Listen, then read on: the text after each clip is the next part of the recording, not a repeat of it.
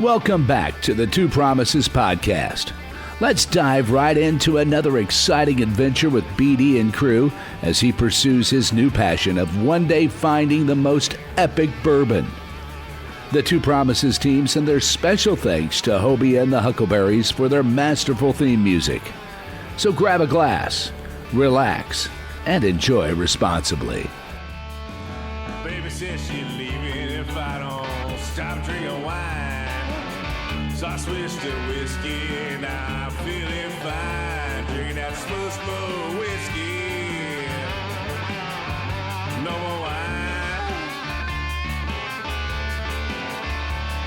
I like straight bourbon. Baby, you try the ride. This week we have another incredible special guest. He is a former SEAL. He had a phenomenal Navy career, and now he is doing just great things in the community and preparing our next generation. I'd like to welcome Josiah Kauffman to the show. Josiah, how you doing? Great. Been pumped for the call and getting to catch up and dig into a few things together. So yeah, man, honored to be here. Awesome. So since I was only in NDOC for 265, they caught my eyes, needed to correct me. I was trying to sneak through. I didn't do a very good job. Happens, man. Happens. Yeah.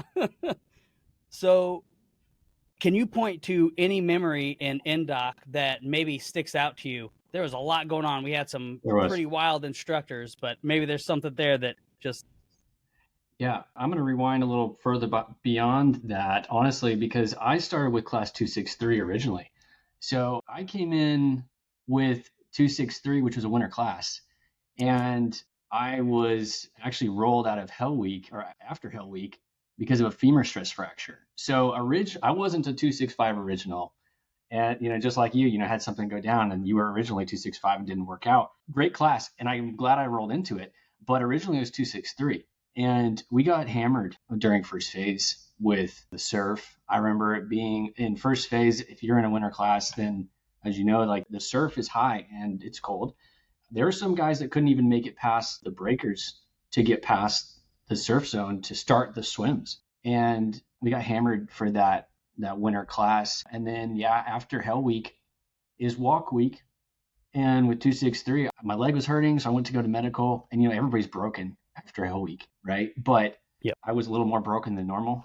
So I went there and I said, hey, I really can't keep up now. The walk week has ended and now we're running everywhere and my leg is killing me. So I went to medical, they took x-rays, and sure enough, there's a stress fracture in my femur in the middle. And so they put me on crutches and said, we're going to roll you and hopefully you can class up in the next couple classes. So when 265 started, and went through Hell Week and all that, I was in rollback land, kind of waiting for them to get past Hell Week, and then I would jump in with the class at that point.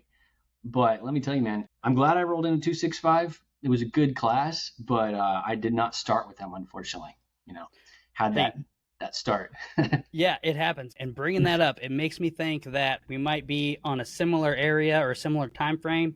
It's kind of a shot in the dark because, so many people on those early phases in that time frame. But there was a corpsman that I went through corps school with, and really great dude, Woody. I don't know if that name rings a bell. Last name Ender, and he had a full thickness femoral neck stress fracture pre-Hell Week. Do you remember him by any chance? It sounds familiar. Or the story? Okay. Yeah, it sounds familiar. There were some every class, there's really broken people after. Yeah. It is, absolutely. I mean, the amount of things that people are fighting through and they're mentally and physically pushing through is pretty incredible. Yeah, it was the most challenging thing I'd ever gone through, and probably for yourself as well. Even when you think that you're prepared physically, you're fast, you're strong, you've passed a PST, there's nothing quite like going through that week of hell. And that's what tests everybody, to be honest. It's like everybody wants to be a frogman when it's warm out, when it's sunny out. Everybody wants to be a Navy SEAL. But as soon as it's like the sun sets and it gets cold and you're like, well, now I have to keep going. And then another crew of instructors roll in, right? And it's like, yep, okay, fresh and ready push us. Ready to hammer. Yeah. Yeah. And that was like, wow, this is the real deal. But I think that's why it's so important to have Hell Week, though, because then it really separates those who want it bad enough, who are willing to go through that, and those who say they want to be a Navy SEAL, but don't actually truly want it that bad. So I think it's a good test for everybody. Absolutely. And kind of in that vein, in that kind of area, so we all had an idea of what we thought a SEAL looked like, what a SEAL would be whenever we're, young, maybe a little bit more naive, just starting out fresh in training. How did Buds shatter that image for you, or did it at all? Yeah, the first Navy SEAL I saw was at boot camp, and I hadn't seen one before then, but they were the ones that worked out with you, the guys that were at RTC. And then when I showed up at Buds, it was instructor Echegaruga, I think his name was. Yeah. Big old dude. First, you're right, real Navy SEAL. That's who I met when I checked in on the quarterdeck, right? It's like, that's a Navy SEAL right there. He's a tank. Right? Huge. Dude, yeah. Massive. So it was like the stereotype fits. Yeah. And then all the instructors that were there during our time had just come back from deployments, right? This was like early 2000s. So they had just seen combat. A lot of them were combat veterans, basically, who came to then have their downtime at Buds, and then they just came in as savages. And so I think initially I was like, yes, this is exactly what I expected. And this is what I want. This is the community I want to be a part of.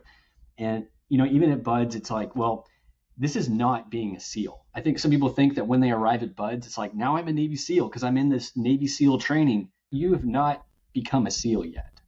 So you don't even know what that job is like. So when you arrive there, you're going to see Navy SEALs, but realize that you are not one of these yet. You have not paid your dues. You haven't earned your place at the table yet. So if you want to become them, you have to go through the job interview. And it was like, well, here I am. I want to become them. And so when I saw these instructors who had just come back from combat, and that is exactly what I want. I signed up for this, right? I don't care how bad it gets. If my body breaks, it's one thing, but I'm not going to quit. Absolutely. That was my mindset. Absolutely. And I think that's a major common thread that it takes to kind of get people through. And I think you're touching on some pretty interesting pieces, and I think they're all going to kind of like flow through the rest of this. Is you were talking about, hey, we just came back from combat. They were Task Force Bruiser. They were the ones with all the major GWAT SEAL lore that it's coming out of, and first SEAL influencers, if you will, coming out of there.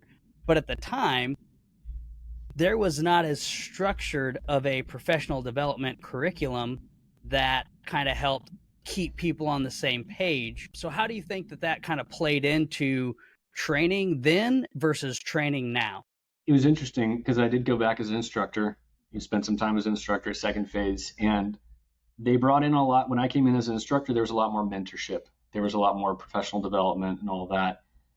But the standards had not changed. So Hell Week was still Hell Week. The evolutions of Hell Week were pretty much the same as before. If anything, they can now track people even better. So the standards actually got more challenging because now there's a paper trail. Everything you do, your performance is evaluated.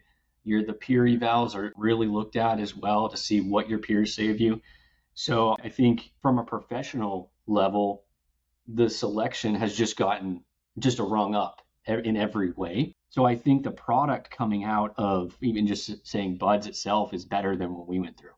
I think they're bringing out a better product, and not just with the training and all of that, but just in the quality, because they're infusing that with mentorship along the way. And I think that is creating a better warfighter at the end of the day, professional. And instead of the older culture of kind of do our own thing and maybe some loose cannons, it is we are a professional fighting unit. And in order to get the jobs that we want, to do the missions overseas that we want to get, we're going to have to maintain and build our reputation. I think they've done a very good job at creating a fantastic product, which is what is expected of this pipeline. So I think over the years, they've honed it and the standards have stayed the same. And honestly, I think that's a good thing. I don't think they should water it down. And then they've made it even more challenging for guys that are, if their character is out of line, they're going to leave, because character is now one of the first things they look at a candidate when they want to put them through the pipeline. It's not just, is he a physical beast, but is his character above board? Can we trust him? And that's what we're looking for. Yeah, you hit on some huge points there.